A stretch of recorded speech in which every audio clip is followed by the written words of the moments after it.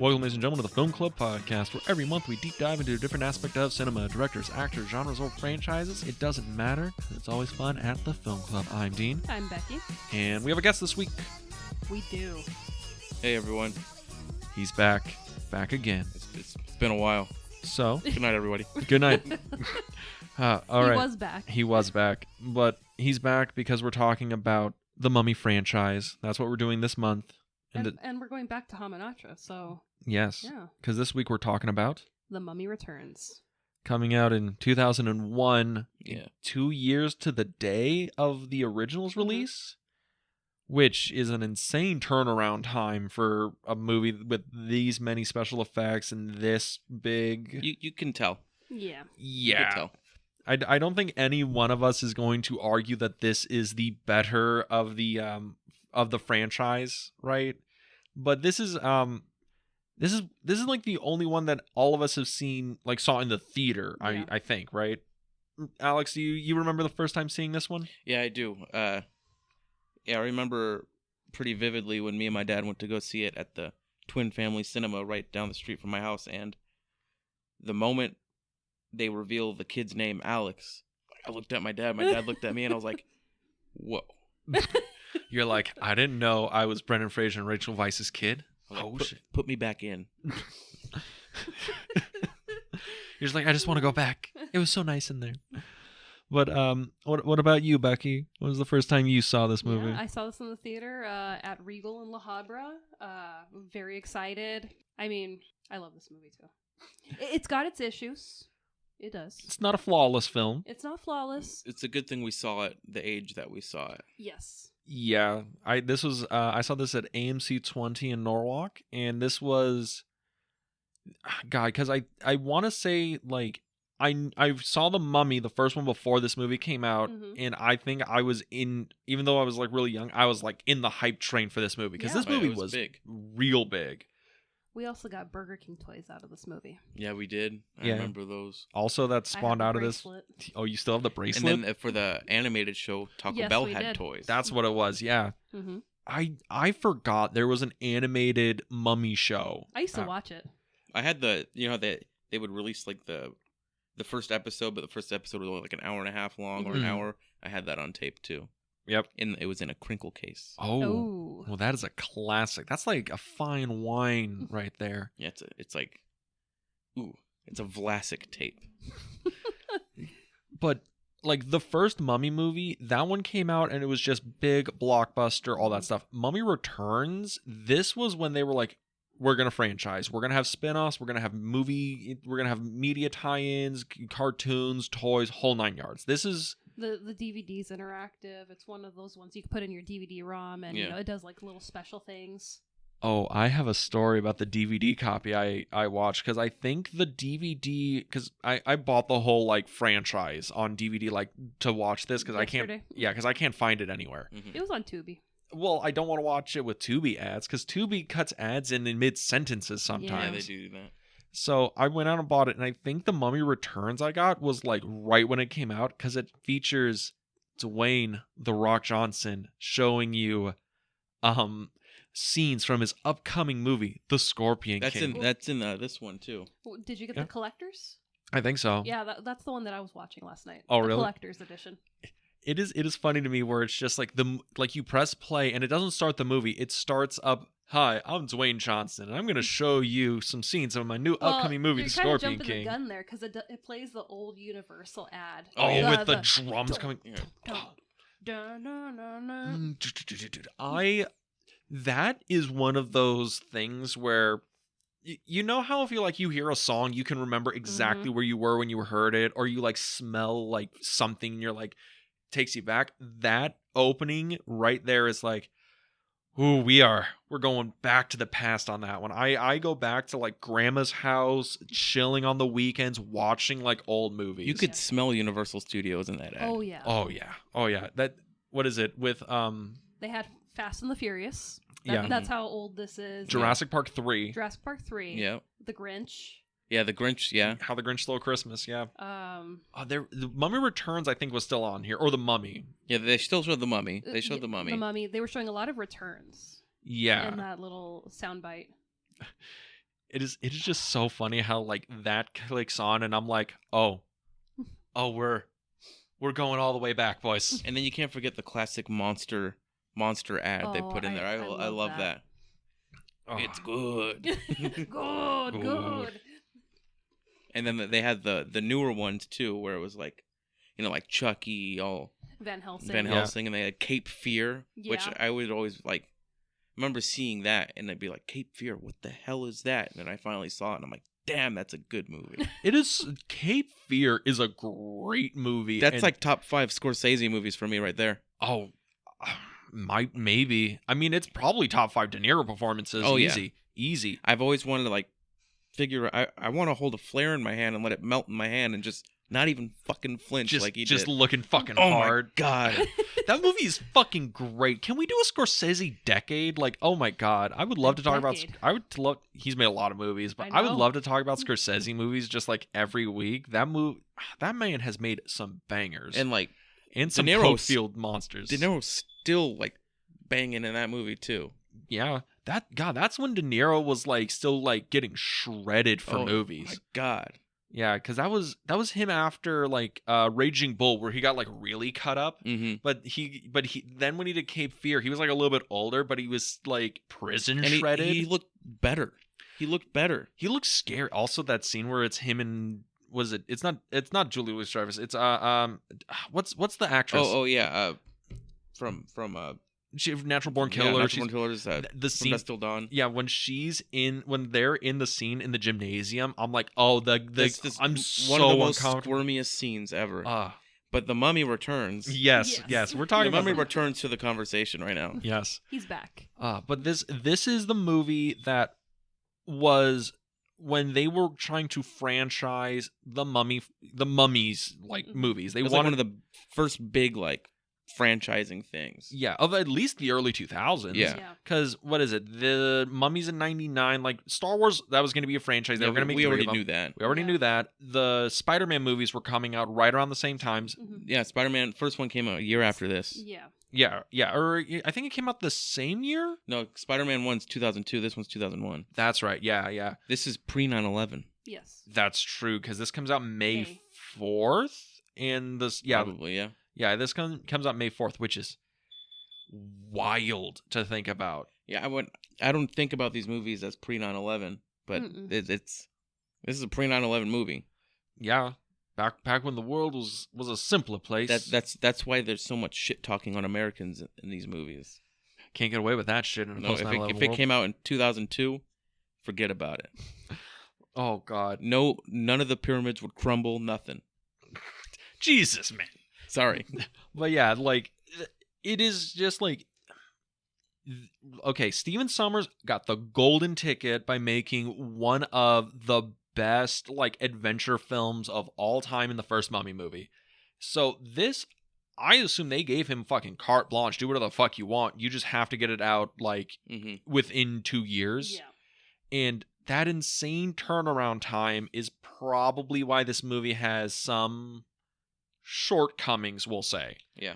I mean, the CGI, the elephant in the room, that was done 8 days before the movie released. Yeah. Yeah, it was like finalized before. Now that's the fucking norm. Yeah. Which is so wild to me. Like I know there's some people who are like, oh, these like Hollywood people complaining about, working in a sandbox, but I'm like, no, like the CGI people get fucked over so hard. You get like the nice stuff for the trailers at first, and then the rest of the 8 months before the movie comes out, they're just busting it up until the day of. Yeah.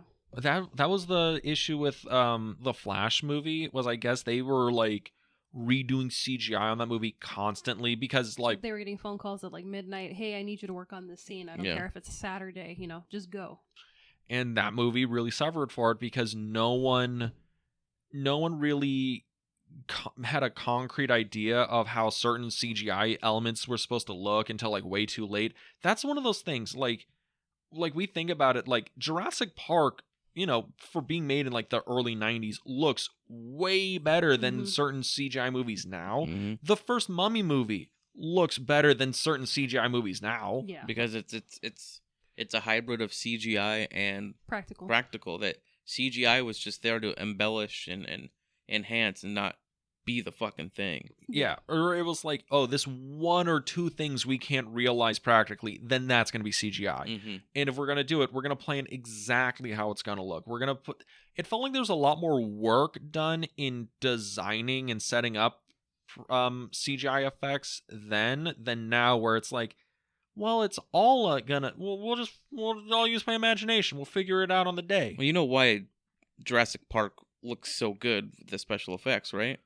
Mm-hmm. Oh, I think there was a thing like they scanned like some physical models, or what was it? Nothing like that. So nothing you know, like that? Okay. you know, because Stan Winston Studios, obviously. Yeah, you know? yeah. So that's great. But it's who worked for Stan Winston Studios. The guitarist of Tool. Oh God. The guitarist of Tool was a special effects person on Terminator, Terminator 2, Jurassic Park. He What the fuck? Yeah, no, that's why he does. He hand does all the music videos for Tool and everything. That's why they look fucking awesome. That for real? He quit working at Stan Winston Studios because Tool got a deal, and he was like, I think I'm gonna leave because this is what I want to do. I want to play the guitar. And Stan Winston was like, go for it. If it doesn't work out, you got a job here. Wow. Go Stan Winston. Hell yeah. All Go right. Tool. Go all those guys. Good Yeah. on you. Except like, you know, He even did some Nightmare on Elm Street stuff. Did he? Yeah. Oh. God, what? Not Dream Warriors. Okay, if it was Dream Warriors, then he's No, way no, older it is, than I no, thought it is Dream was. Warriors. How? I think he worked on the fucking, the Welcome to Prime Time Vision crashes her? Maybe that one, or like the one where it looks like a wiener. He's like a worm eating her. Well, how old is the guy from Tool? I think he was born like in 65 or something like that. Fuck, he's way older than I thought he was. Yeah, he's gray. Oh, shit. And he's great. Ah, I see. Okay, but Mummy Returns. So the movie, like, we all have a pretty solid, like, background in this. We're all fans of the first Mummy movie. We're going into the theater to see The Mummy Returns. And the hype for this movie is, like, through the roof, right? Like, the movie gets, like, an extra $18 million on top of what the original one, because the original's budget was $80 million. This one's, like, $98 million. And this is still in the era where $100 million movies are, like, dummy rare. Yeah. Dummy rare. So, you know what? We should start properly. We should tell people what's on the back of the box. We should. Because there's another box. We got another box, because Alex actually brings me VHS tapes to read off of.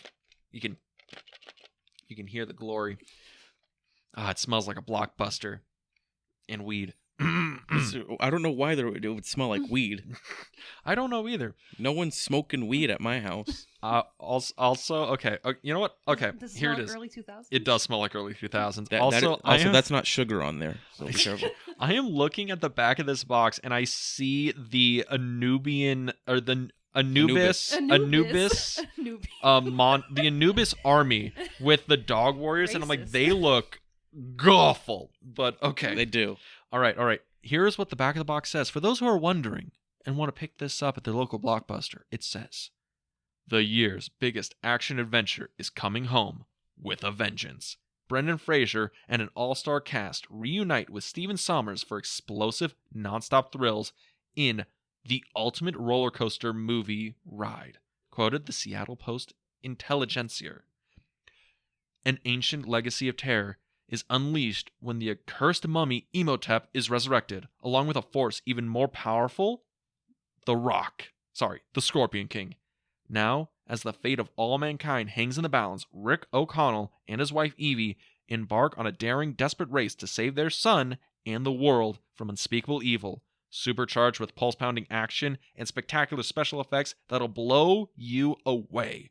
The Mummy Returns is the best adventure movie of the year. Also, this tape has a special feature of Forever May Not Be Long Enough music video performed by Live. Great song. My word, they were selling the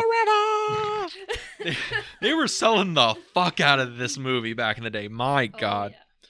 But, you know, the the Scorpion King. They get Dwayne The Rock Johnson to come in. This is his first like major like acting role, right? Because the only thing he did before this, he was like on Star Trek Enterprise, I think. I think so. But he does this, and then his first like movie, like starring role movie is Scorpion King. Yeah, the spinoff. Yeah, and you know, It's fine. I like the Scorpion King. I like it. I haven't seen any of the other ones. Nope. Yeah, like I think the Scorpion King falls in that same category of like, oh, this is like they, Mummy tried to do Raiders of the Lost Ark, and Scorpion King tried to do Conan the Barbarian. Yeah, pretty much. Which, and it's like, I like the first Scorpion King. I think it's in the same vein of, it's a really fun, super cool, like, popcorn movie, but, like, the sequels, they just go downhill very quickly. Well, the sequels never went to theaters. Nope. Yeah, they were all direct-to-video.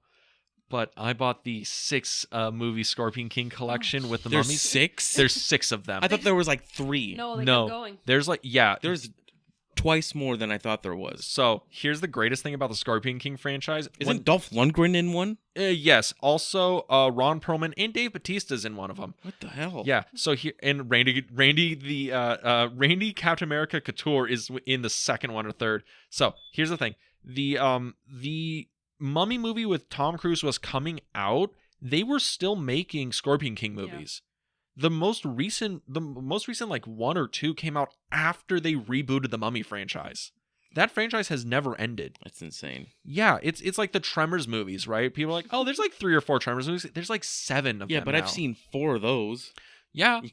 Which, like, the first Tremors movie is fucking great. Yeah. Like, I love that 2's movie. not bad.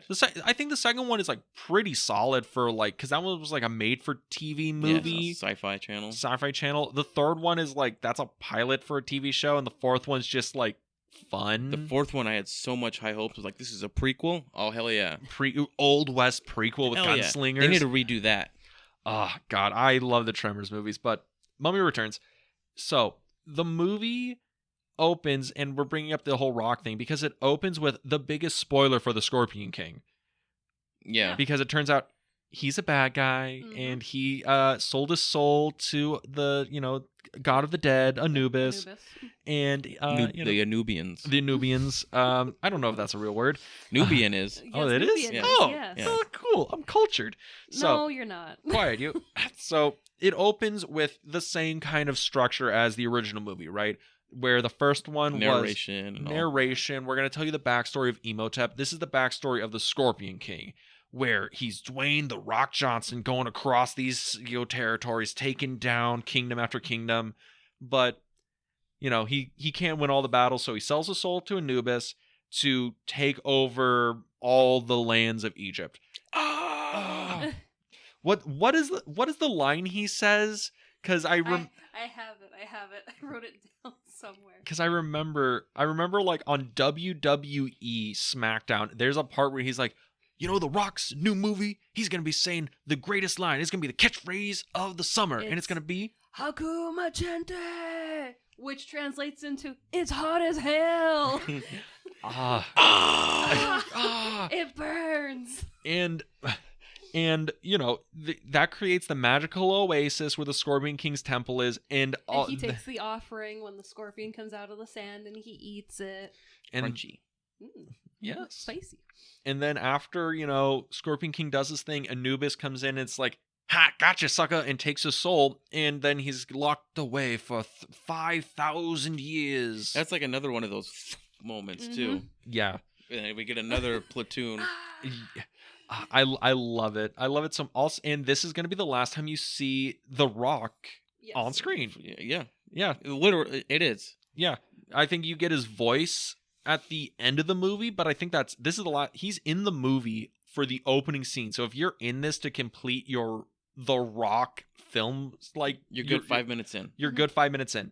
But they put The Rock away until the final act, because we cut to 1933 with Rick and Evie exploring an ancient pyramid with their son Alex. Now, That's me.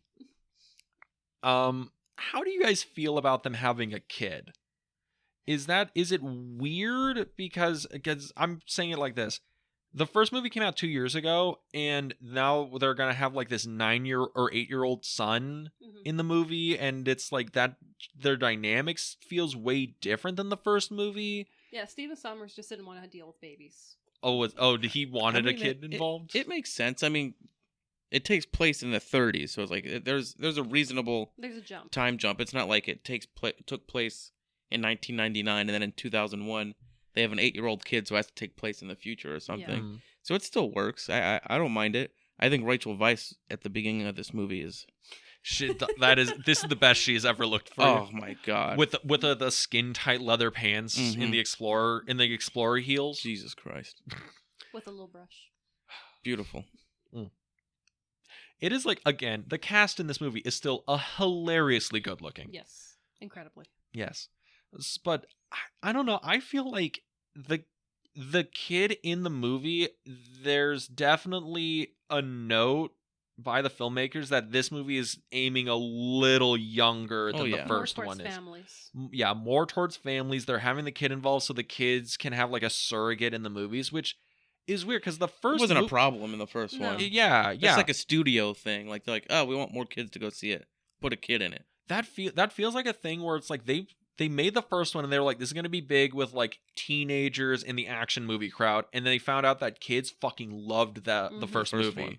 And then the studio probably wasn't a no, like get a kid in there. But also like it is kind of a good like storytelling device for, how their relationship, progress, that they have a family, like they do love each other and all this and that.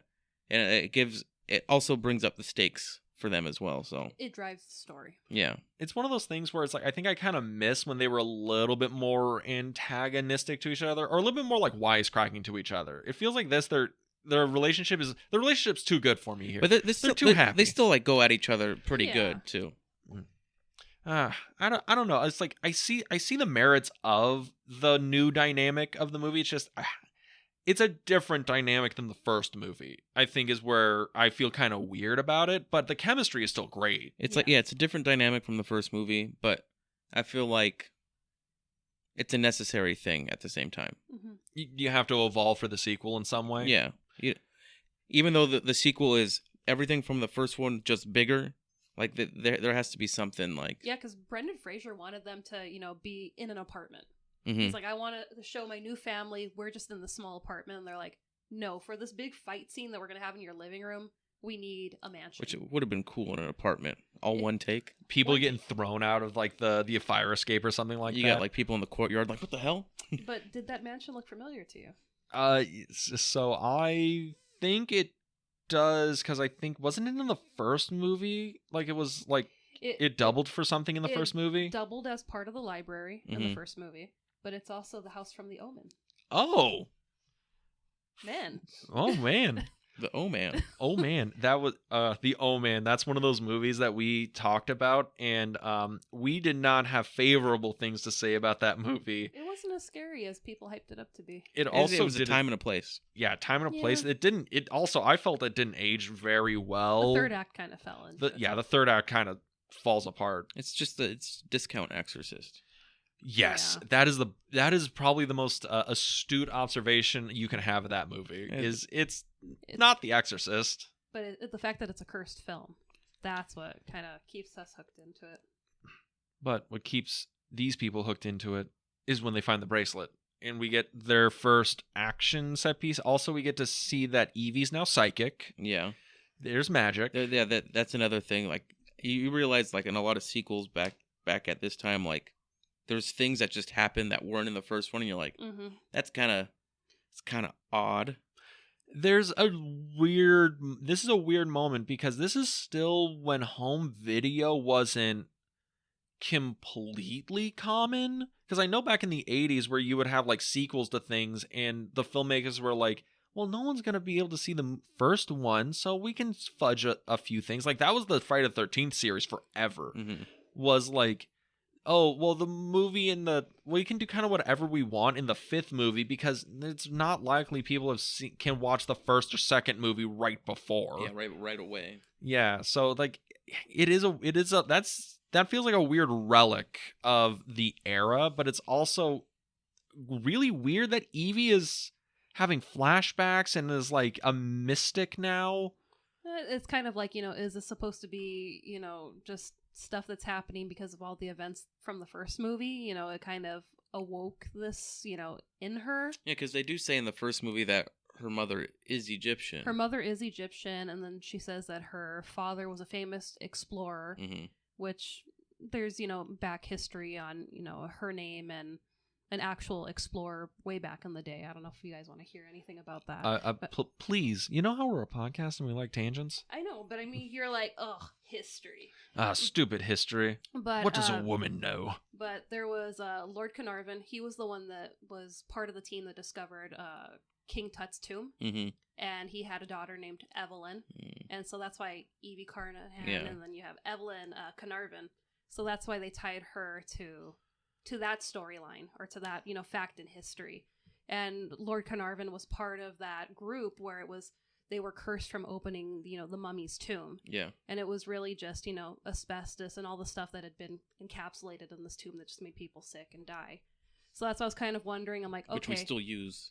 Which you could still use, in this movie. And that's what I was kind of like, are they trying to go off of that, with like, curses and, former lives? And so it's like, it's kind of, I can kind of understand that, where it's like, oh, Evie really was, this person of the past. Because, I mean, we have an Moon that's been reincarnated.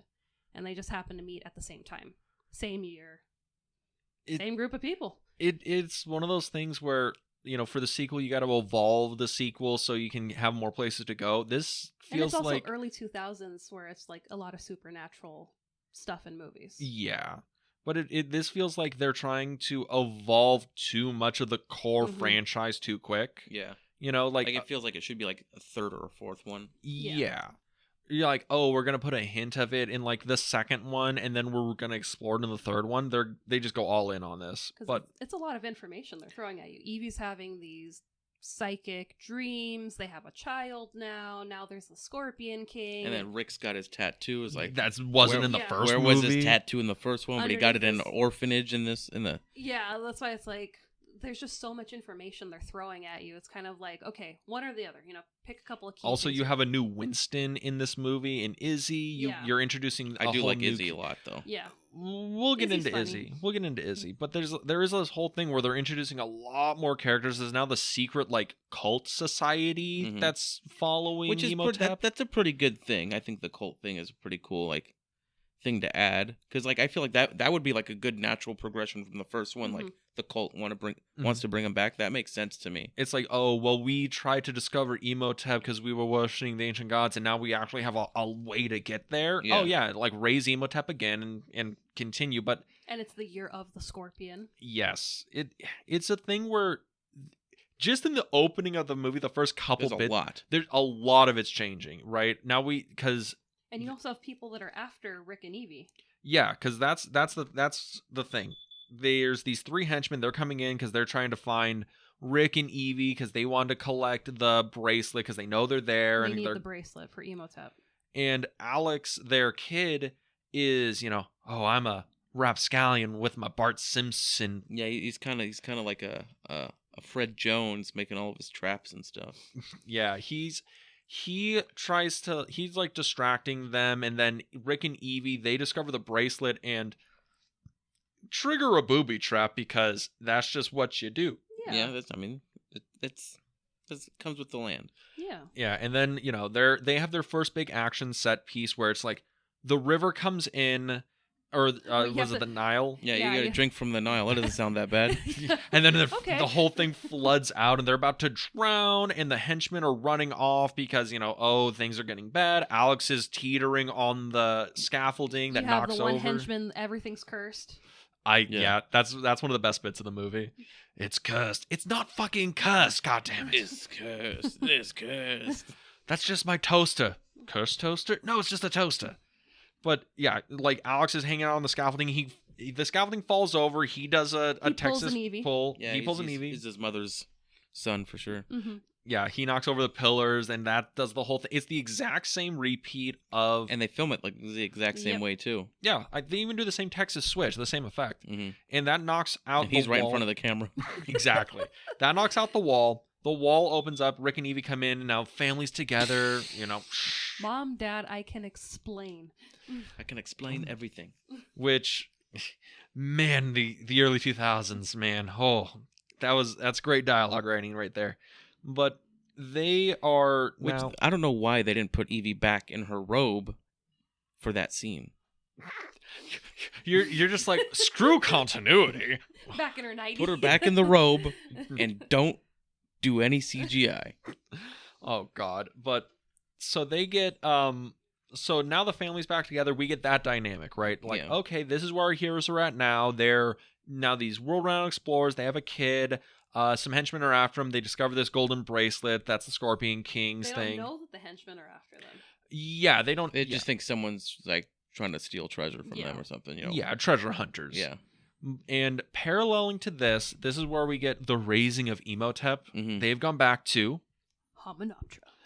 and This is a cool scene too. I do like this scene. Yeah. this is the horror movie scene, right? Mhm. Pretty much, yeah. Yeah, like Rick and Evie's thing. That's the action thing. This is where we're getting the horror stuff, where the cult is digging up Imhotep because in the ruins of They Hominoptera. found the book. They found the book, and we get to see Anoxuna Moon played by what is it, Patricia Velasquez? Is that her name?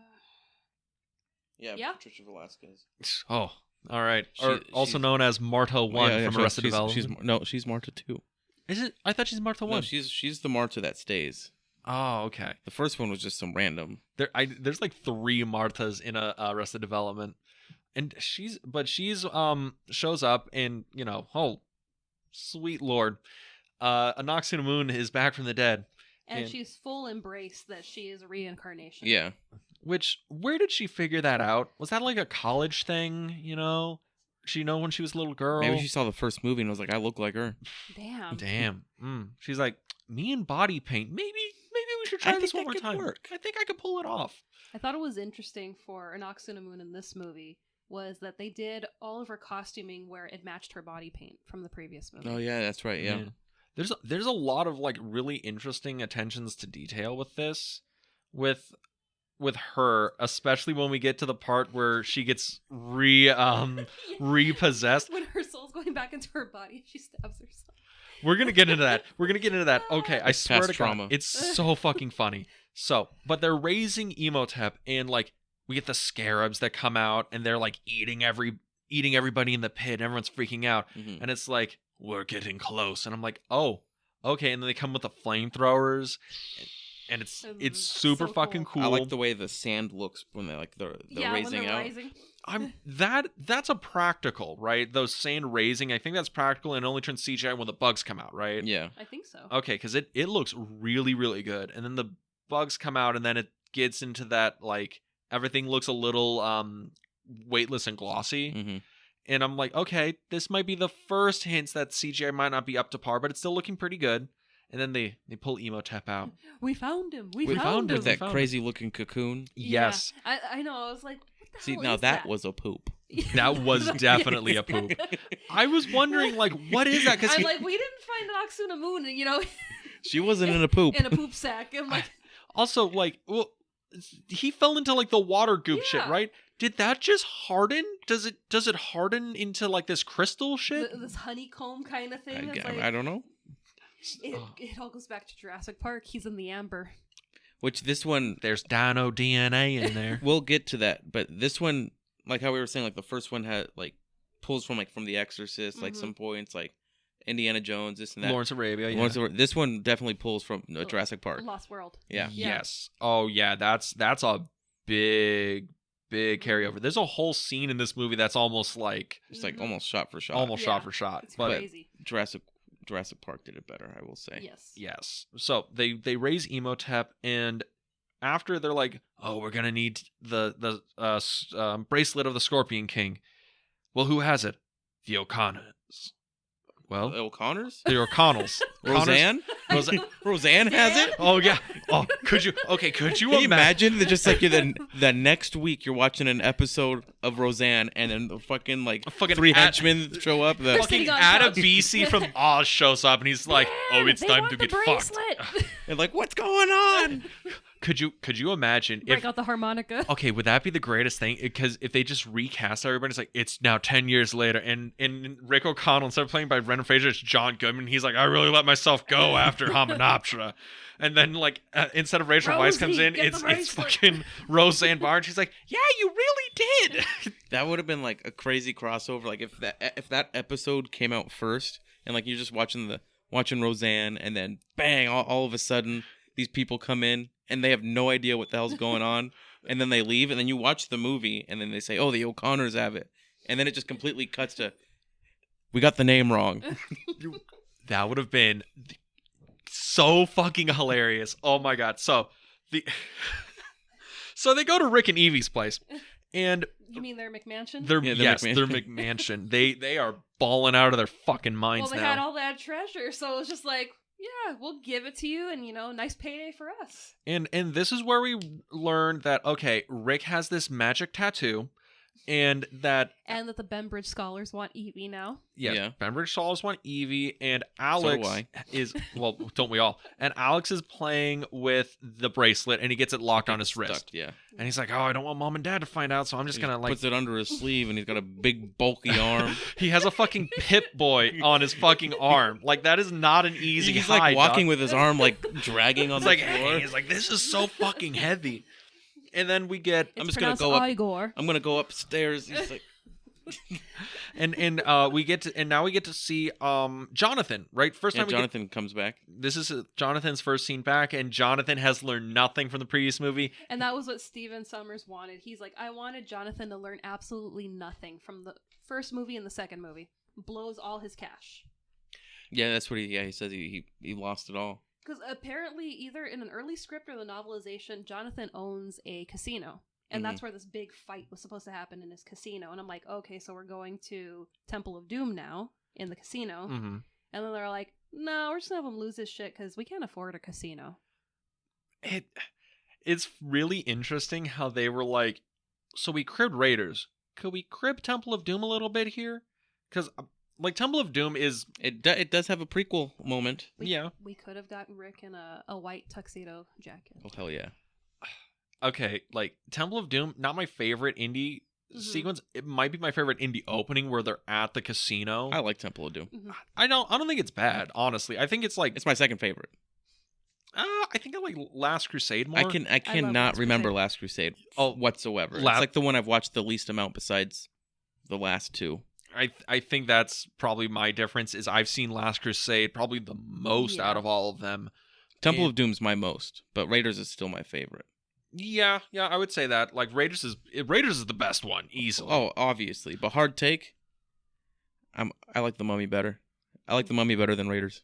Yeah. I really, really want to agree with you in terms of like an actual movie, like watching experience. I think The Mummy is a better movie. I think importance, like Raiders is just more important, obviously. but like, if it wasn't for Raiders, we wouldn't have the Mummy. Exactly. Yeah. But I feel like our parents have Raiders of the Lost Ark, we have The Mummy. Yeah. Those are our action adventures. Oh yeah, and I think that's what Hollywood wanted. They wanted another generational action adventure franchise. And that's why, parents loved it, and parents took their kids to see it. Mm-hmm. So I think it's pretty cool. Yeah.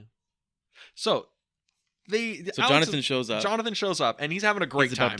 He's about to get some. Yes, from a nice bimbo in it for the money, and he's like, I'm okay with that. I'm fucking Jonathan. But who is there when he shows up? The henchman, and the cult, and Moon. And that one guy. And that one guy who's the main cult villain guy that doesn't... He's the new curator. He's the new curator, and he doesn't really do too much until like the last half of the movie. Until he gets his arm like for some reason up. I'm like totally blanking on the rest of the movie with him, and I just watched it yesterday. Because he is like, this is the issue with the movie's villains is, with the first movie, the villains were focused in on it's Imhotep and Benny. It's the main bad guy and his one henchman, and then nameless mummy zombies. In this one, it's like we have to follow Moon. We have to follow Imhotep, their whole relationship dynamic. We have the curator, who's the cult leader. We have his main henchman, who's he's the actor. He played like Mr. Echo in Lost, Adabisi in Oz, Yeah. who he's dealing with Alex the whole time, and they're having a whole like back and forth dynamic, and it's like there's a lot of villains. And then you have the Scorpion King. And you have the Yeah. Scorpion King, who's not in the movie so much, but he's built up and talked about constantly. And Anubis. And There's Anubis. a lot going on in this one. There's so many villains you have to keep track of that it's like, okay, they're getting diluted a little bit. And the pygmies. And the pygmies. Yeah. So, but it's definitely a lot. It's a lot, and it's this movie definitely focuses more on the set pieces than it does the overall story. And speaking of set pieces, this is when Rick walks in on Jonathan getting interrogated, and we get the shootout. Another great scene. It is a great scene. Yeah, again, the action in this movie, there's not bad action in this movie. Mhm. It's still good. And I love the fight scene. They're in the house, they're Rick's getting shot, and I love how Rick has become the master of catching and throwing things back at Oh, people. hell I yeah. When he love that. catches a fucking snake. Catches the snake, throws And it the- back. the Scariest part of all the movies, by the way. Oh, where she just throws the Yeah, snake she at says you? that- what was that? Egyptian asps? Yes. Very poisonous. That's what killed Only if they bite Cleopatra. you. Only if they bite you. I mean, it's not poisonous, technically, but whatever.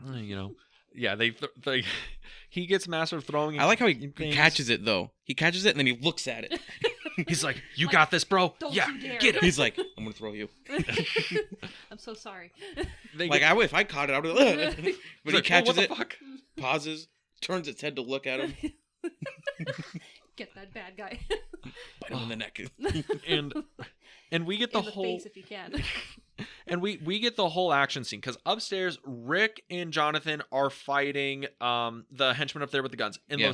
in the bottom floor, you have Evie protecting Alex, and then Ardith Bay shows. Ardith Bay. Ardith Bay. Ardith Bay. Ardith Bay shows up, and they're fighting downstairs like the other henchmen, Yeah, right? he's kicking ass. Yes. Taking names, and it is a huge, like, super fun action set piece. And it ends with Evie getting kidnapped and them taking the chest they think the bracelets It's in, kind of right? like the end of the first one. Yeah. Which when Ardith Bay is kicking ass, he's not bad for a magi. Not bad for a magi. I can't see that scene without hearing you. Pretty good from Magi. I love that's. Do you want to tell that story? Please. So there was one time when I was working at Earl of Sandwich at downtown Disney. I had to go into the walk-in fridge to get something. And I don't know what happened. I was putting something away, and as I was turning, something fell behind me, or something was about to fall behind me. And I don't know how I knew, but I put my hand behind my back and I caught it. I think it was like a lid or something, or like an empty tub. And like, I have not seen The Mummy Returns in fucking years at this point. Like, I could barely... in years. So I caught it, and I told myself, not bad for a magi. And then for the rest of the goddamn night, I was trying to figure out what the fuck is that from. I'm like, what is that from? I'm trying to think. I'm like, what the hell is it? What the hell is it? Then finally, it just hit me. I was like, it's The Mummy Returns. I just like how you're like, your brain snaps in. Not bad for a magi. That is one of those lizard brain moments of like, I don't know why it's there, but it's fucking in there. And what movie is that? What is that from? I don't know why I didn't know right away, but I quoted it so quick. Oh God, but this is great shit right here, right? Like if Bookcases are falling. Yep, bookcases are falling. Like there's sword play going on. There's gunplay going There's on. weapons everywhere. Mm-hmm. And like if the other stuff where it's like, oh, the kids and all that stuff's in here, there's a lot more villains going on, but at least okay, the action's still good. Yeah. If nothing else, the action's still good. And they're managed to defeat. Evie's getting taken off, and now they're like, well, time to go and save the girl, kill the mummy, save the world. We've done this before. We got this. And they go in, and now they're going over to the museum, and this is where they go and they save Evie, and then we're getting the jumps over the flames. the Yeah. sick flame shit. There it is, yeah. Back of the box, baby. Where we get Brendan Fraser, who gets to show off himself as like, I am now A-list action star material, and there's the whole gunfight. They're in like we get the dynamic of Alex and Jonathan outside, and they get to be fucking the comedy duo, and it's like we're gonna need to get a different car. Mm-hmm. And what Fucking pull up with a double-decker bus. double-decker bus, and this is probably my favorite action set piece of the movie.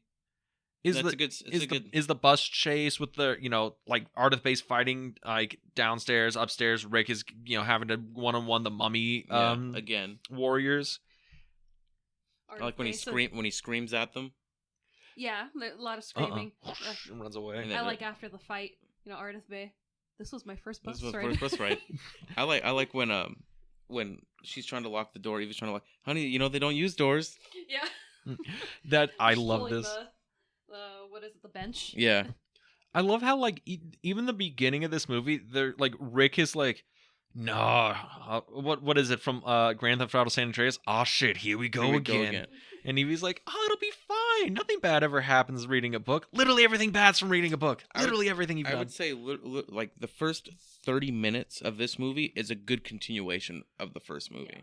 Yeah, if you wanted an epilogue to the Mummy, it's a good epilogue. Like, oh, where are they now? What's going on? Are they still up with the whole adventure thing? And yeah, like that. It's very good as an epilogue, I guess, to the first one. Mm-hmm. But then after that, it's pretty much a lot of nothing. Yeah, because Alex gets kidnapped by the henchmen, and now they're like, we're gonna go and we're gonna find the oasis to raise the Scorpion King's army, and we're going to take over the world. But what's the significance of Alex wearing the bracelet? What will happen if he wears the bracelet? Well, after 7 days, he will die if he's not in the pyramid. Just like some other thing after 7 days. Yep. And he set off a chain reaction that could set off the next apocalypse. Yes. You, be quiet. You, bad. You, get in the car. Yeah. That's a great... Those quips are so great. The snappy quips in the... Some of the dialogue isn't perfect, isn't polished, but a lot of it is like, okay, I can see the... Jesus, Dean. Shit. Wow. I'm sorry. But he's feeling this. I'm feeling the moment. But because a lot of the dialogue, it's like, I see the charm from the first movie. Because the dialogue from the first movie, there's so much charm, there's so much like flavor in there.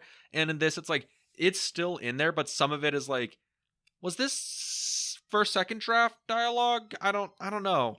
Because it feels more like improv-y, I guess. But that's neither here nor there, because we're moving on, because Alex is being taken away, and they now have to chase him down to save their son. And to do that, well, Winston's not here, but they got Izzy. And Izzy has his... He traded in his plane. For a balloon flying ship. Yeah. This gets a little steampunky. A borderline blimp. A Zeppelin. Not a lead one. No. I know this movie is about ancient mummies and supernatural gods, but the flying airship, I'm like, that is a step too far. Really? A little bit. I'm like, because I didn't see like steampunk kind of like techie stuff in this franchise. At least if I, watching the first movie, when I saw that, eye patches. When did you lose your eye? Oh, I didn't. I just think it makes me look more tough. dashing. It's like, don't get me wrong, Izzy is funny. I like Izzy as a character. He's like Jonathan, but a little extra. Mm-hmm. And a little more useful. Yeah. More useful than Jonathan. Jonathan is pure snarky comedic relief. Izzy is comedic relief, but with like a purpose. Yeah. But yeah, you didn't think the flying ship was weird? I mean, it looks weird because the CGI on it is just not solid. But like, oh, we're gonna chase them down with a flying literal pirate ship. No, I didn't think it was out of place. I just felt like we're already taking that step in this movie, so it's like, why not a flying blimp? I guess. Or a flying ship. Well, at least the flying ship gets us to Evie's biggest dream sequence, where she gets to have her fight scene with Anoxuna Moon. Yeah, that was a good scene too. Where she's, Nefertiti, and she's like, oh, so I am connected to all this from the past. Also, and then she just knows it all of a sudden. Yeah. Right after. Again, this feels like a little fast and loose with the screenwriting, where it's like, okay, we're going to put in all the cool ideas we can think of, and then we're going to just, okay, Evie didn't get a good chance to have a sick, like, action moment in the first movie. Now we're going to give her a sick action moment in the second movie. Which it's a good fight. Oh, it's great, It's awesome. honestly. Like, it's hot. Becky, is it hot? It's spicy. It's definitely spicy. It's spicy because there were no stunt people for that fight. There That you was go. actually Rachel Weisz and Patricia Velasquez. They trained for 5 months to do that fight. I mean, it shows. Yeah. There's also, like, I don't know how much of that. I get. Yeah, you said there was no stunt people. Was No there stunt. any, like, CGI enhancement to that? I mean, unless there was, I assume there's, like, wire work involved there, so I guess that's probably it. But no, it was just a straight up fight scene, and it's interesting to see how all the pieces are tying together. Because when we go to the first temple, when the movie opens, that's one of the things that we see on the wall is the two women fighting. Yeah. And she knows her way all around this. Yeah, she knows her way. The perfect pose. She knows her way all around this palace, and that's when Rick's kind of like, you're scaring me. You know how to get in and out of places, open doors, and it's just this was Evie's home once upon a time ago. It gets into a weird thing because, in my head, I was like, oh, I thought she was like the thing for Anoxuna Moon. And then in this movie, it's like, no, she just needed to be sacrificed for Anoxuna Moon. She wasn't the reincarnation. And I'm like, well, then couldn't Imhotep just have taken any old gal in the first movie and gotten Anoxuna Moon Probably back? could have taken a dude. Probably could have. I've thought about that. What if Anoxuna Moon's spirit got reincarnated into, like, Jonathan's body? Like, would Anoxuna Moon, would Imhotep be like, maybe we should see other people, Or what if it was Alex's body? He's a priest. I mean, Yikes. But I mean, it kind of ties into the first movie where he's gonna make Evie the sacrifice, and now we see that Evie was supposed to be Anoxuna Moon's stepdaughter. Mm-hmm. So yeah, wouldn't it kind of serve as justice to Anoxuna Moon? Hey, I sacrificed your stepdaughter that basically got me, so I could bring you back to life. Yeah, because there's a lot of, like, because I remember that scene where, because Evie has, like, a couple flashbacks in the movie, and one of them is literally the opening of the first movie. Yeah. She's the one that, alerts the Magi to help her father. Yeah. Who ultimately kill, Anoxuna Moon. Well, no, she kills herself. Yeah. Yeah. It was an assisted suicide. It was assisted kill. Yeah, because, like, around this time, like they just streamline, like, Imhotep. He's just going to be full powered right away because we're not going to CGI Arnold Valu the entire movie. Vosloo. Billy Zane. Yeah, we're not going to CGI Billy Zane. I found out that apparently he gets mistaken for Billy Zane all the time, and he just, like, rolls with it now. He's like, yeah, that was me on the Titanic. So he's, like, full power, and because he's already done this. Yeah. It's only been 10 years, so he's like, oh, just 10 years? Yeah, he doesn't need to dust much off. He's like, I got this. He ain't that rusty.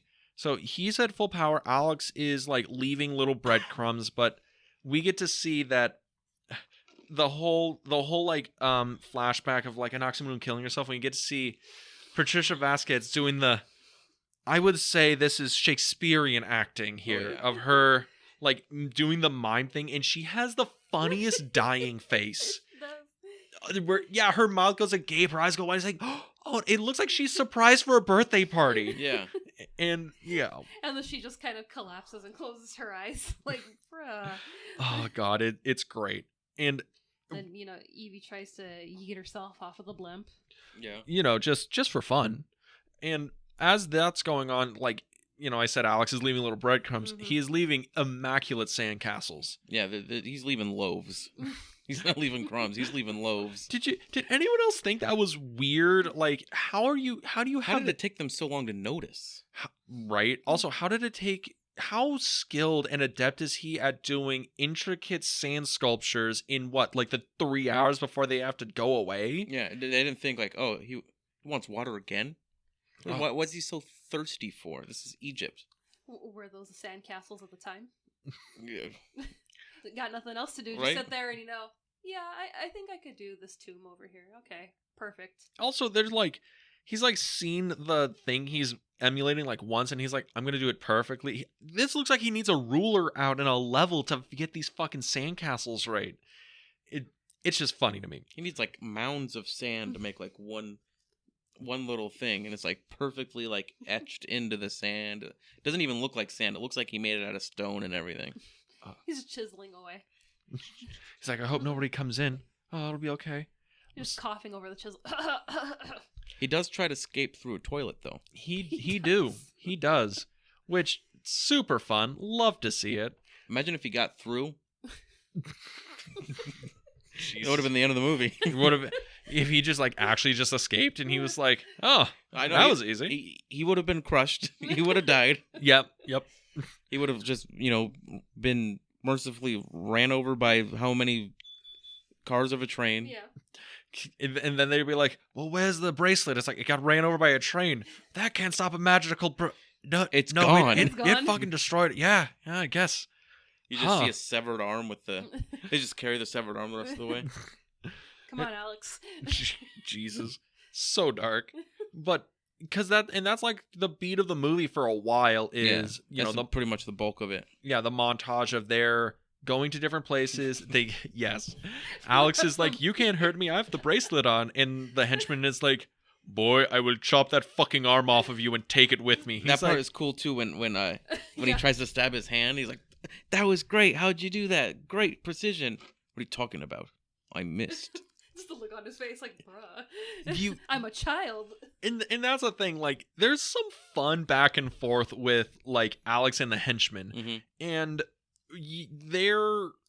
then there's the whole montage of every time they go to a place, and Rick and Evie are right behind. They find they're like right there, and right when they're like, oh, we're so close, and they're going through the canyon towards the oasis, we get the sandstorm, but different. With water. We get it with water. A water storm. And I don't know about you guys, the water doesn't look nearly as good as the sand from the first movie.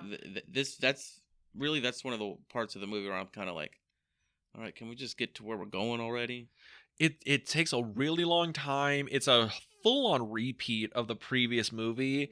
Yeah. And it also, like, it doesn't look nearly as good. Yeah. I don't know if it's a thing because it's like full CG and there's no like real elements for it. Because I think the first movie, like, the sandstorm was fake, but there was like a real sky backdrop that they were imposing on. Yeah, everything was CG for this one. Yeah, and the water looks like Jello.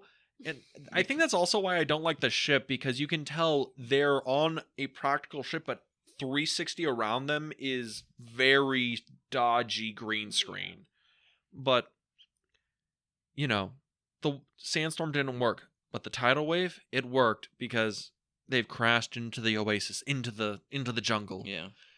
And this is where we get the tiny mummies and the Jurassic Park 2 shot for shot stuff. And this is where the movie starts not falling apart, but getting way more dodgy. Yeah. It should be the scariest part of the movie, but it's not. It's not. This is where I'm like, this was definitely aimed for kids. Yeah.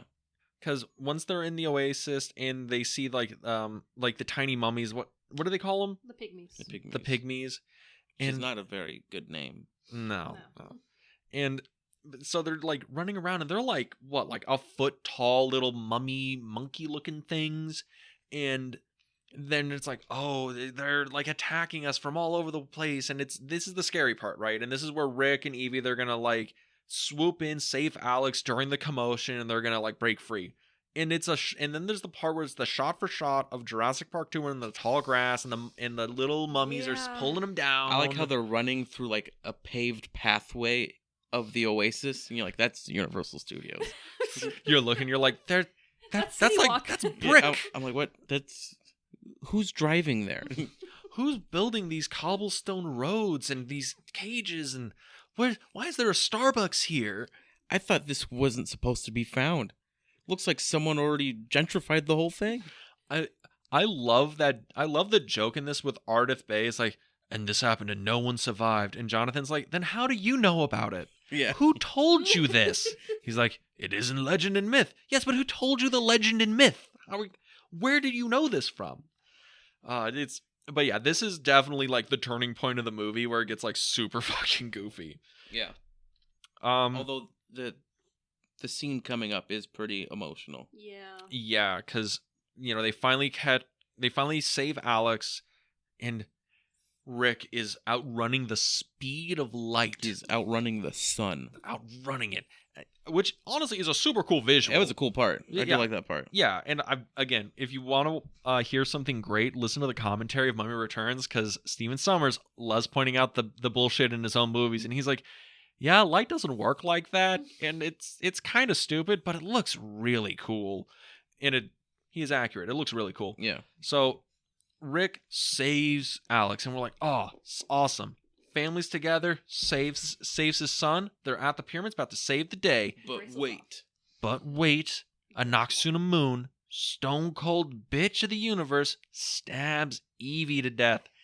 And then they just walk away. Like a power couple. Yeah, exactly. They look like a power couple. They look like they're about to hit the runway in their all black robes. And yes. But Noxuna Moon stabs Evie to death, and then her and Imhotep and like the cult leader just like wander away, and Rick's like, no, like, let's get out of here. Yo, babe, let's roll. And they go into the they go inside into the pyramid, and they're having the big emotional Dark Night of the Soul. This is the low point of the movie. Evie's dead, and Evie dies. I cried. Sad movie, right? We do get a good meme out of this scene too. I can't remember what it was, but when she's dying. God. So, I'm just like, it's a memeable movie. It is a memeable movie. I'm just watching this and I'm like, oh no, Evie's dead. Wait a minute, Evie's what? I check the time on this. I'm like, how the fuck is Evie dead? There's like another 30 minutes of this movie. So. And that's because they have the Book of the Dead. Exactly. So Rick is going to go in, and he's going to kill Imhotep, and he's going to save the day, right? And he's going to get revenge for Evie, while Jonathan and Alex are going to steal the Book of the Dead from Noxuna Moon, and they're going to raise Evie from the dead. Which isn't hard, because, the two of them are having an argument, The power couple are now, feuding with each other. They're always fighting about something. Imhotep's like, well, he took away my magic powers, but I can beat him up. I can beat up the Scorpion King. And she's like, are you a fucking idiot? You can't. A grown man killed you. A grown man killed you 10 years ago. Just like a normal dude. Not like a powerful dude. Like a normal-ass dude. And then 3,000 years ago, the bugs killed you. You're not winning any fights, bud. I'm sorry, dog. And at this point, the cult leader has the bracelet on, and he's raising the army of Anubis.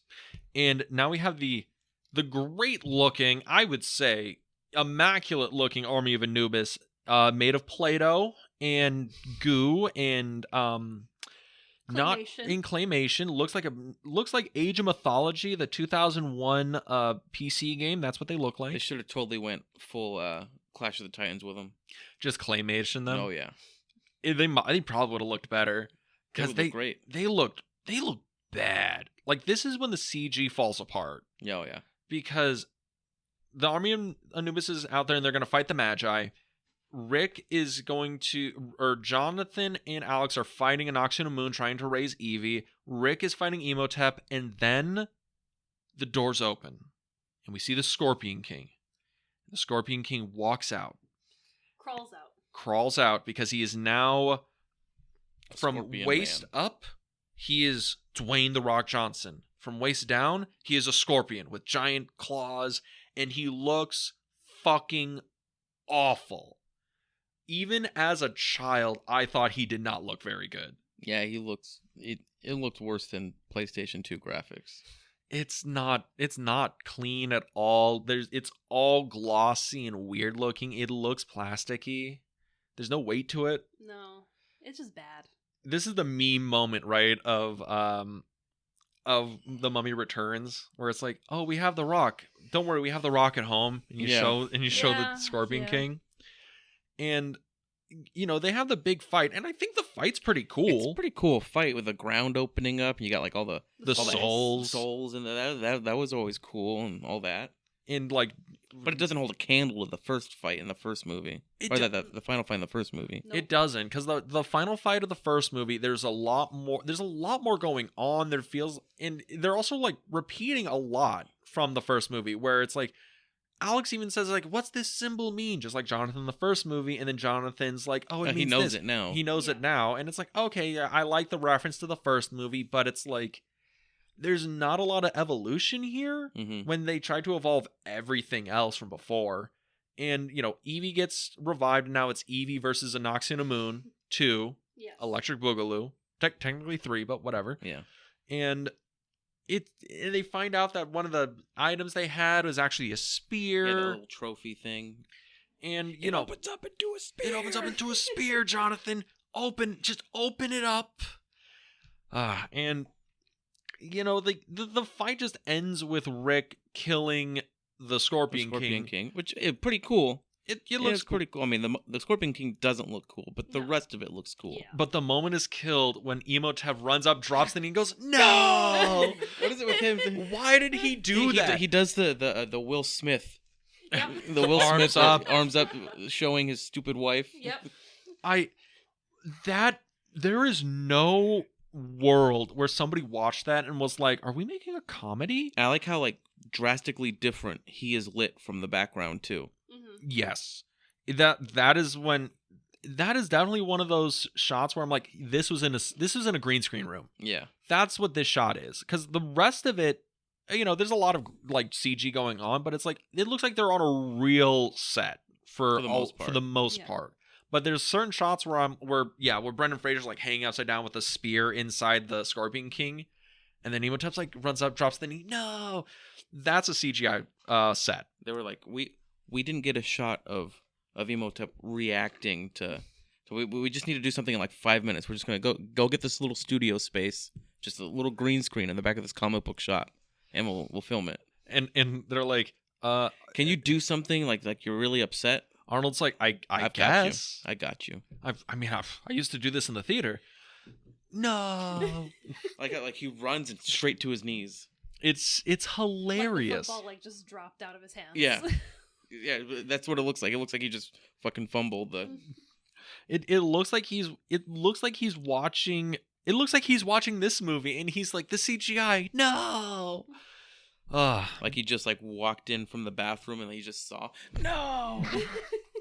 Anoxinamoon, no. And oh god, and that's when we get like the saddest part of this movie. This was sadder than Evie Oh dying. no. This was not sadder than Evie dying. For me, it was. I don't know what you're talking about. Oh god. So right after that, Scorpion King's dead. The cult leader, he now has his little skeleton arm because the bracelet, does Yeah. that to you.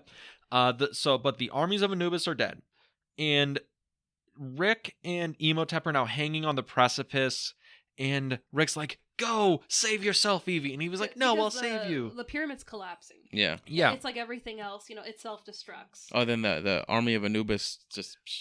into the mist. Every time that happens, I imagine whatever's in an Etch-a-Sketch. That's them. Yeah. yes, dude.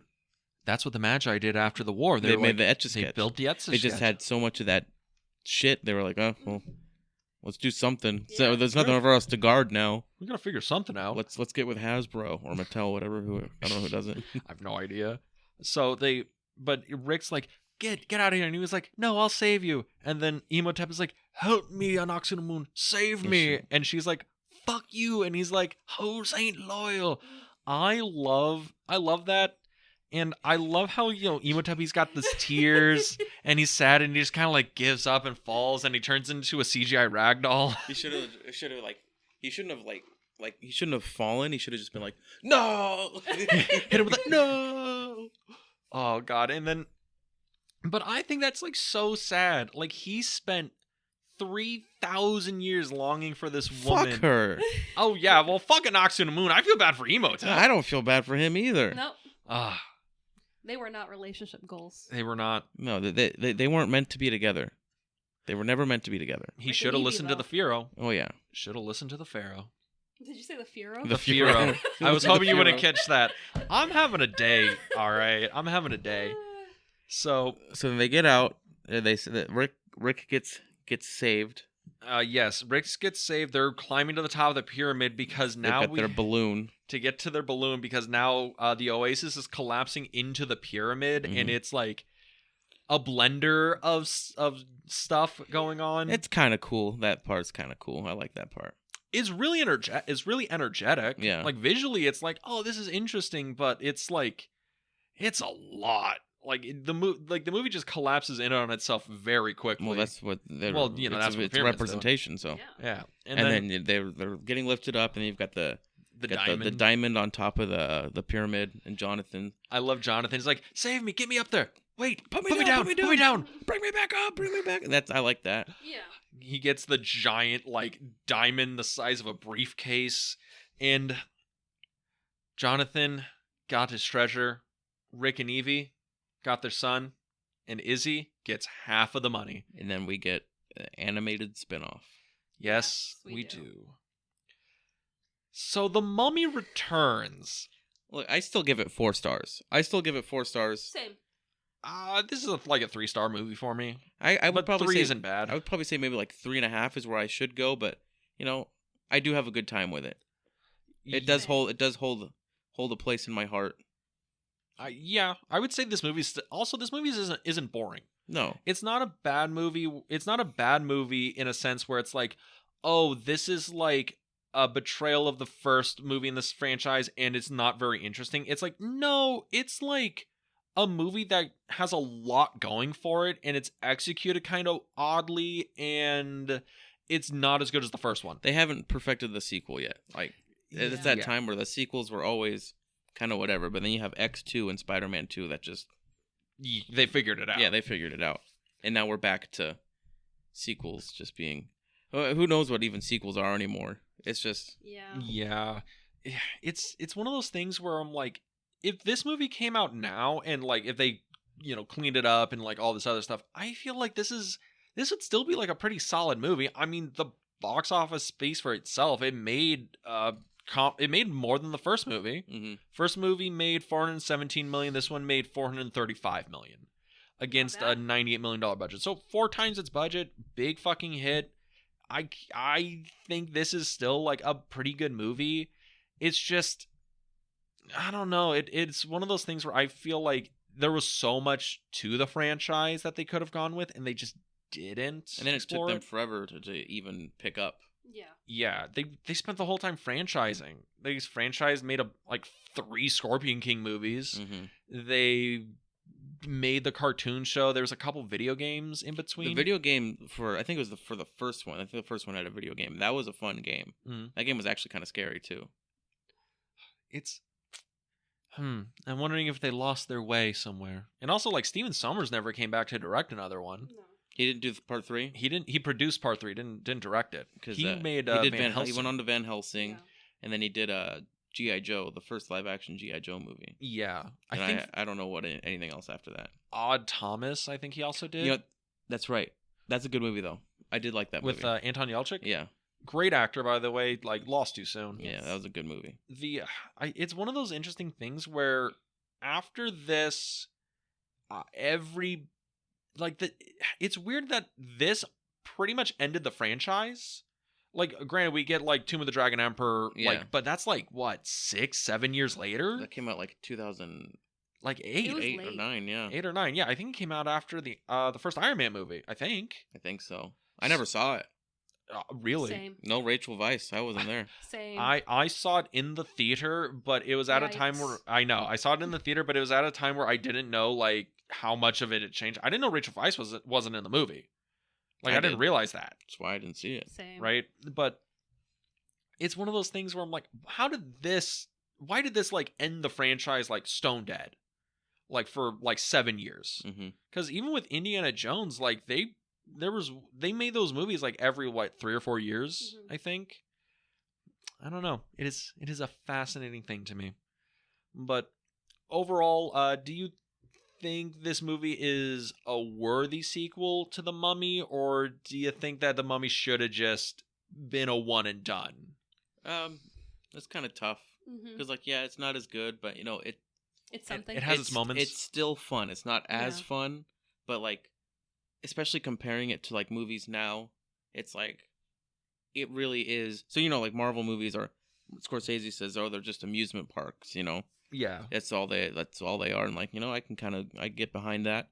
But like these movies, like they actually feel like rides. They feel Like like they actually feel like you're strapped to your seat and like you're actually like going along for a ride. It actually feels like an adventure, and that the sense of adventure is definitely still in this one. Not as much as the first one, even though you could probably say this one's more of an adventure because they're really going out there. I mean, I would say this movie feels faster than the first one. It's paced way faster, and there's a lot more action per minute. But there's none of those moments of character. Yeah, the first one has everything you could want from an action adventure movie, as well as a horror movie. I feel like the first one is it's kind of a good introduction into horror for kids and whatnot.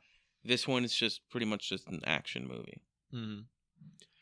It's aimed way more for a younger audience than I think they were aiming for.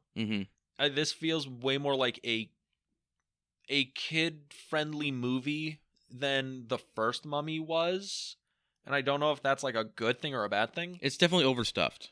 There's a lot. There's a lot of we need to keep people interested, so we're gonna have something happen on screen all the time. But like we said with all the characters too, there's just way too many characters. Like Scorpion, what's the whole point of the Scorpion King really? And then having Imhotep come back, and then the new curator, all this and that. There's a lot. Yeah. There's a lot of villains, but not much villaining going on. The world's too big. Yeah. It feels like there could have been it feels like there's like ideas for like 3 fucking movies in here. And they really could have done something if they had more time. Because, you think about it, this movie is greenlit May 8th, 1999, comes out May 4th, 2001. That's like little less than 2 years.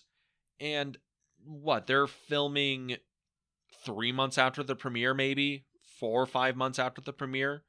And then they have all the CGI stuff afterwards because they're like, well, we don't have the time to do so much production stuff. I mean, if you look, I think one of the scenes where Imhotep's walking into the Scorpion King's pyramid, it's just redress of the set from the first film when they're going into like the sacrifice chamber. It's like this movie's turnaround time was way too tight. If they were like, okay, we'll give you another year would have been good. If it was 3 years and they actually had time to like clean up the script a lot, maybe pare the villains down or focus it more, get the CGI cleaned up. They probably would have ended up having to fight terrorists. Right? Probably. But overall, I think if I give the first movie a 5, this is like a 3 for me. I'll give the first movie, I gave it a 4.5 on Letterboxd.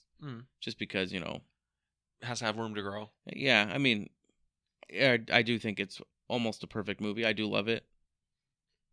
But I feel like 5 might be just a little too much. Because, I don't know. Seeing it as an adult is different, but it still has that, you still see it with with your kid's eye. How weird that sounds. Same. I give the first one a 5 because, I live in my nostalgia. Yeah, we know. And this one, I'll give it a 4. I mean, there's lots of work that it could have, had on it. I do agree with you guys. They could have used more time to flesh out the script. If they wanted to turn it into a trilogy, maybe save the Scorpion King for like the third act. Build up to it so we have more of a a real boss. Could have been part 3. Exactly. If the Mummy's Revenge. There you go. That would have been cool. Actually, that would have been interesting if part 2 was The Mummy Strikes Back. Right, The Mummy Strikes Back. If part 2 was Attack just the Mummy clones, the cult, Attack of the Pygmies. Jesus. If part 2 was just the cult and Anck-su-namun, and they are raising Imhotep, and their goal is to get the bracelet, and it's like this movie ends with they killed Evie, and they have the bracelet now, and that's where it ends. Like ends on the down note, right? That Empire ends on, right? And then the second movie picks up, and now it's like Rick, Alex, Jonathan, and they're traveling across the deserts trying to get to the oasis to capture him, and that's where it is. And then the third movie wraps up where it's like they now have the book and they raise Evie back from the dead, and like that's the triumphant like third film. Like you could split there's enough ideas in Returns to split it up into 2 separate movies and build a movie out of it. As long as they don't or build a franchise out of it. As long as they didn't bill it as this is part 1 of Yeah. this. Like it still has to be like its own movie. you go to see The Mummy Returns, and then that's what happens in The Mummy Returns. You're like, oh shit, what's happening in the next one? Right? If it was The Mummy Returns, and then it was Mummy 3 Rise of the Scorpion King, like that would have I think that would have worked. Honestly, I think that would have worked. And like the climax was like in England or something, and you just see like the fucking world just falling apart. It also would have been helpful for, The Rock, where it's like, oh, they make the Scorpion King in between these, and it's like, because they don't explain like what the bracelet is, right? Yeah. And then they get the bracelet, and then it's like, oh, you want to know where the bracelet is? Well, we have this tie-in movie that's going to explain the Scorpion King. Does it explain that? I don't remember. I don't think it. I don't think it does. It does. I think he's just a good guy in it, and then in this one, he's villain. Yeah, the Scorpion King movie, he's like the anti-hero. He's Conan the Barbarian fighting this, trying to save the psychic and kill the evil warlord. That's the movie. In this, kind of ruins that, like spoils it. Like, oh, well, why do I care? He turns into a villain. Yeah. It's interesting that the Mummy movies tried to make an expanded universe in the early 2000s before that was even a concept. Because I remember when I saw The Scorpion King in theaters, I was like, so when's he going to turn into a scorpion? Like what's the deal? When does that happen? When is he like bad? I'm just seeing a good guy right now. But I remember watching, seeing this back in the day, being a fan of WWF, WWE. I was like, dang, that guy is jacked. He is He's very jacked. And I was like, he is jacked. And now I look at him like, look how tiny he was. He was so small. Back when The Rock looked like, oh, he's a guy that goes to the gym a lot. He works out, takes care of himself. He looked like he picks up a dumbbell every once in a while. Every now and then. Now he looks like the gym. Yes. Oh. But yeah, that was The Mummy Returns. Step down from the first film, but still worth your time. If you're doing the marathon, this is still pretty decent. Mm-hmm. But next week, I can't even plug it. You're gonna have to do it. Yes, next week we're gonna be watching The Mummy: Tomb of the Dragon Emperor. It is the Mummy film where Rachel Weisz decided not to show up, and we'll get into why. But it's also where they go to China to fight mummies from China that were like clay warriors. Don't look at me. I don't know what it's about. Jet Li's in the movie. Like Tomb of the Dragon, we're going to get into the death of a franchise next week. There is a dragon in it, right? I don't... No, I think there is. I think there's a dragon in it. It's like a stone dragon, maybe? I think so. I saw this movie in the theater, and that was the last time I saw it. They should have gone to Mexico and do the Aztec, so people have their Aztec. Yes, I remember this. There was actually a teaser at the end of the third movie where they brought that up, that there was like, Jonathan was like, oh, well, I'm getting out of here. I'm going to go somewhere where they've never found mummies. I'm going to go to South America. And then a little tag at the thing is like, 6 years later, they discovered mummies in South America. And that was like the tag at the end of the movie, like, we'll be back fighting Aztec mummies, guys. Ooh. See, I think that'd be cool. I would like that. Perhaps. I think that could be interesting. I think the franchise is we're gonna get into that. But and plus, those Aztecs were fucking crazy. Like, can you imagine the things they do when they were brought back from the dead? Oh yeah.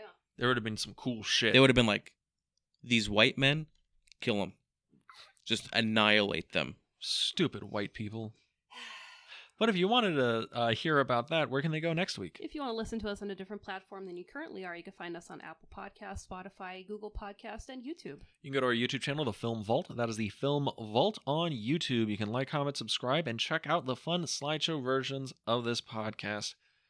And if you want to follow us on social media, you can go to The Film Club Podcast on Instagram, where we post daily stories, upcoming episodes, and random adventures we go on. And Alex, would you like to plug anything before we go? Legra Dental, Tustin. Get your teeth did, because I do some of their videos. So there you go. And with that, we'll see you next week at the Film Club. Have a good week, everybody.